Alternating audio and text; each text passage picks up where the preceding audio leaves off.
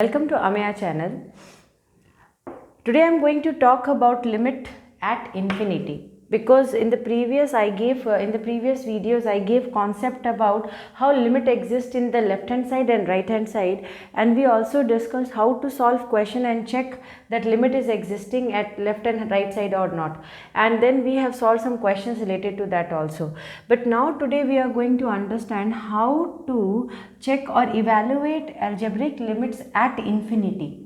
Now infinity is that word which is exactly very problematic, because infinity को हम define नहीं कर सकते. We cannot define infinity, क्योंकि अगर किसी से भी आप definition पूछोगे infinity का तो वो बोलेंगे infinity बहुत बड़ा number है और infinity बहुत छोटा number. Means infinity is a very big number or infinity is a very small number.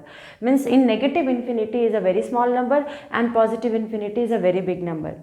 I still remember when I was in college, my professor told infinity is nothing but 1/0. Okay, मेरे professor ने मुझे एक बहुत छोटी सी चीज़ बताई थी. मैं हमेशा इन्फिनिटी में कंफ्यूज करती थी. तो उन्होंने बोला कि इन्फिनिटी कुछ नहीं है but infinity is equal to 1/0.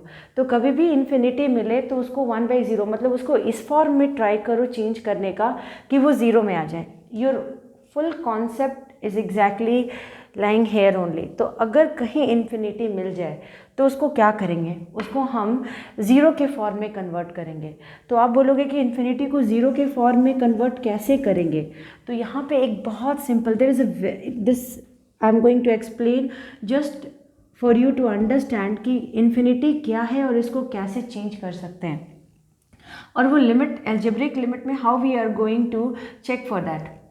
ज़्यादा बात नहीं, काम पे ध्यान देते हैं.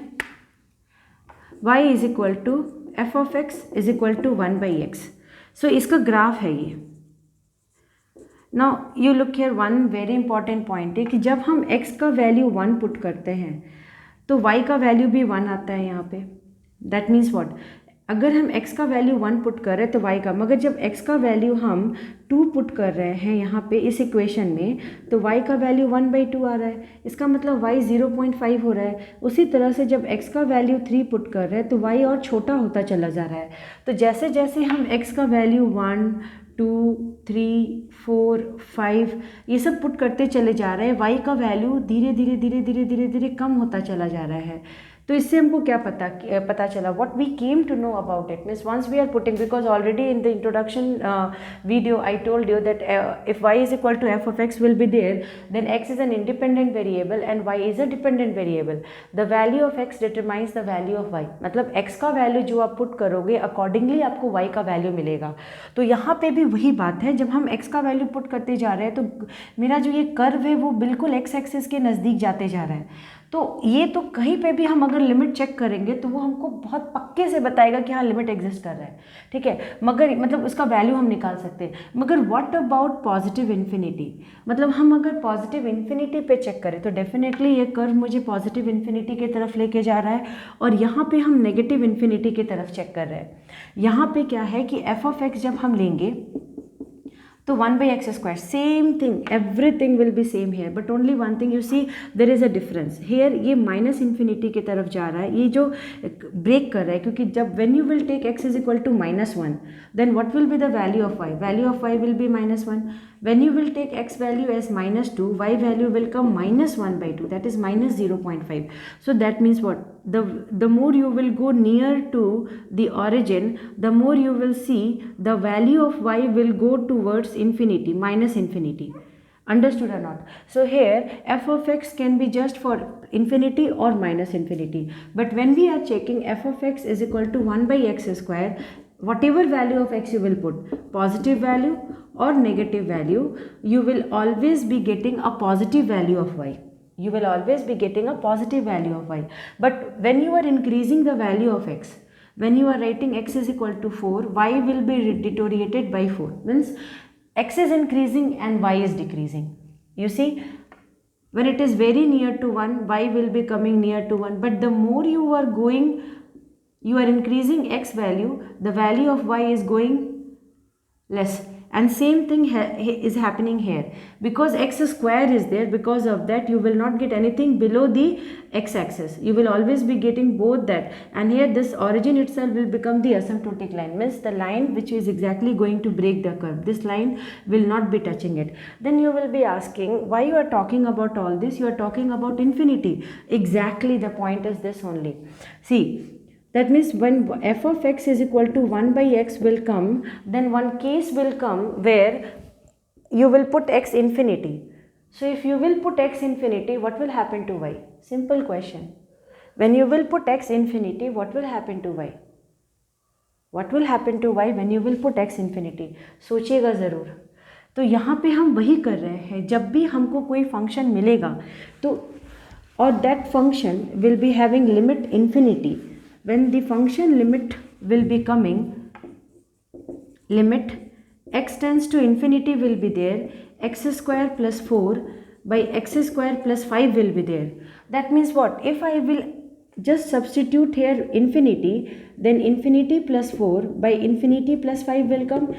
Anything added to infinity is infinity. So it is coming infinity by infinity form. Infinity is nothing but 1 by 0. Infinity is nothing but 1 by 0. It is coming 0 by 0 form. क्या सीखा? कुछ भी नहीं सीखा. जहाँ से शुरू किए थे वहीं पे आके ख़त्म हो गए. तो क्या ये मैथ्स है? हाँ, यही मैथ्स है. यहाँ पे आपको दो बातें बहुत अच्छे से जाननी होगी कि जब मेरा लिमिट इन्फिनिटी के फॉर्म में होगा, जब curve minus infinity plus infinity इन सब रीजन्स की तरफ जा रहा है, तो हम उसको कैसे रोक करके उसको एक एब्सोल्यूट वैल्यू में कन्वर्ट करेंगे. सिंपल तरीका है. इससे रिलेटेड कुछ क्वेश्चंस सॉल्व करेंगे, आपको समझ में आ जाएगा. बस आपको करना क्या है, आपको बस एक छोटा सा काम करना है, एक सिंपल वर्क आपको करना है कि जहाँ पे भी इन्फिनिटी होगा उसको हम 1 by 0 मतलब उसको चेंज करने की कोशिश करेंगे. अब यहाँ पे limit x tends to infinity है, एक्स स्क्वायर प्लस 4 है एंड एक्स स्क्वायर प्लस 2 है. अब इसको हम दूसरे तरीके से सॉल्व करते हैं. अब हम इसको क्या करते हैं, हम इसी क्वेश्चन में limit x tends to infinity we will take x square common, then here it will become 1 by 1 plus 4x square by x square 1 plus 2 by x square. Now x square cancel.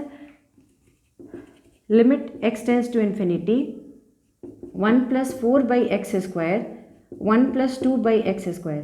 अब यहाँ infinity अगर आपने put किया, so here आपको एक चीज़ लिखना पड़ेगा कि when x tends to infinity then 1 by x tends to 0.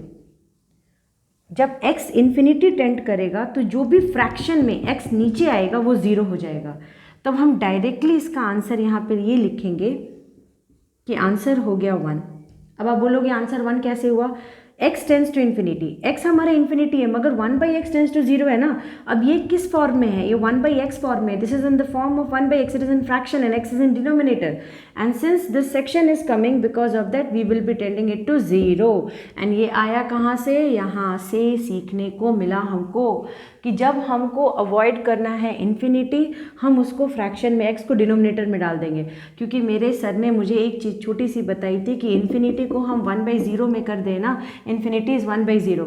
So 1 by infinity क्या हो जाएगा? 0 हो जाएगा. तो जब हम x टेंड्स टू इन्फिनिटी होगा तो 1 by x टेंड्स टू क्या हो जाएगा? 0. बात खत्म. बस जहाँ पे भी इस तरह के फॉर्मेट को देखिए, कुछ भी चेंज मत करिए, अपना टाइम मत वेस्ट कीजिए. Don't waste your time, don't waste your energy in converting infinity to 0 and this thing that thing. छोटा सिंपल एक टेक्निक है. When x tends to infinity 1 by x tends to 0. कहाँ से सीखने को मिला? यहाँ से सीखने को मिला. ये बस मुझे ये बता रहा है कि whenever there is a value of x, for every value of x there is a value of y. Okay, so when you will be putting x as infinity y will be coming 0. तो उस वही case मैंने यही आपसे पूछा था कि y का वैल्यू क्या होगा. तो उसी केस के लिए हम आपको ये बात बता रहे हैं कि जब भी ऐसा केस होगा तो हम सीधे उसको 1 by x के फॉर्मेट में डाल देंगे. अब यहाँ पे कुछ फॉर्मूला है, क्योंकि क्या होता है कि जब हम लिमिट्स का क्वेश्चन सॉल्व करते हैं तो अचानक से कभी कभी कांस्टेंट वैल्यू छूट जाता है या फ्रैक्शन में आता है, कभी x पॉजिटिव में आता है, तो उसका वैल्यू क्या होगा? स्पेसिफिकली एक्सपोनेंशियल को लेके हमेशा डाउट रहता है, क्योंकि because whenever you are writing an exam, वहाँ पे अगर आपका ये फॉर्मेट आ गया, limit x tends to infinity e to the power x is there, then what will be the answer? Then definitely in this case answer will come infinity, because x to the power e to the power infinity is infinity. Now limit x tends to minus infinity if we will do, and e to the power minus x will be there, then too it will give infinity. Fine. Now when limit x tends to infinity is there, e to the power minus x is there, infinity and minus x, then what will be the answer? You will say the answer will come 0 only, infinity or 0. We will decide now. Now what we will do here is, we will solve it. We will put here e to the power minus infinity. So when e to the power minus infinity, we will put limit x tends to infinity, e to the power minus infinity. We will shift it down. Limit x tends to infinity, it will become 1 by e to the power infinity, and 1 by e to the power infinity means 0.